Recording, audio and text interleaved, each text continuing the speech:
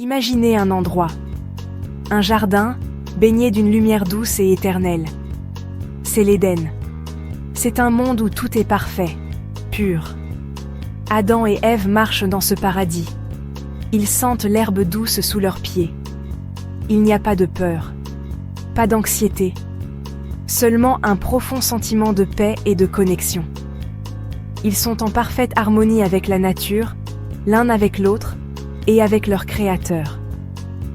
Dans ce monde parfait, Dieu marche avec eux. Dieu leur donne tout. Le jardin entier est à eux, un cadeau d'amour pur. Mais il y a une règle, juste une.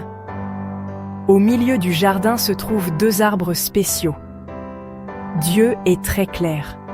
Vous pouvez manger de n'importe quel arbre du jardin, mais vous ne devez pas manger de l'arbre de la connaissance du bien et du mal. Puis, une nouvelle voix entre dans le jardin. Elle est subtile, rusée. Le serpent apparaît, non pas comme un monstre, mais comme un questionneur. Dieu a-t-il vraiment dit ? Elle prend le fruit. Elle mange. Et puis, elle en donne à Adam, qui est avec elle. Il mange aussi. À ce moment-là, le monde bascule. Ce n'est pas une forte explosion, mais une rupture silencieuse et dévastatrice. Si souvent, nous restons bloqués sur les détails. Nous nous demandons, était-ce vraiment une pomme ? Mais se concentrer sur le fruit lui-même, c'est passer à côté de tout le sens de l'histoire. Le fruit n'était pas magique. L'objet spécifique était sans importance. C'était simplement un symbole. La vraie question n'était pas l'horticulture. C'était l'obéissance. C'est l'essence même du péché.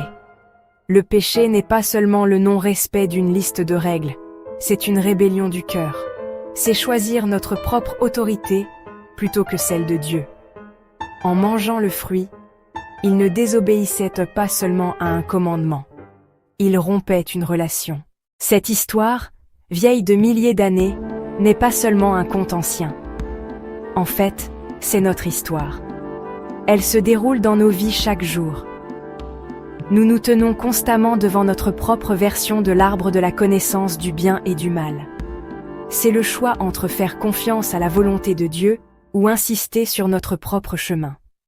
Les conséquences de notre désobéissance sont aussi réelles aujourd'hui qu'elles l'étaient pour Adam et Ève. Elles créent une séparation d'avec Dieu. Elles nous laissent vides et à la recherche de sens dans tous les mauvais endroits. Mais l'histoire ne s'arrête pas là.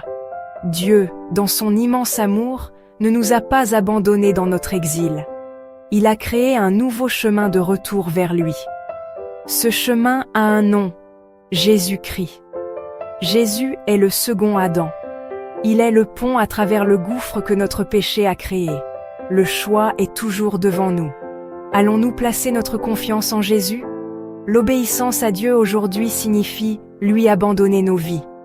Le chemin vers la vie éternelle est pavé du choix de dire oui à Dieu par son Fils.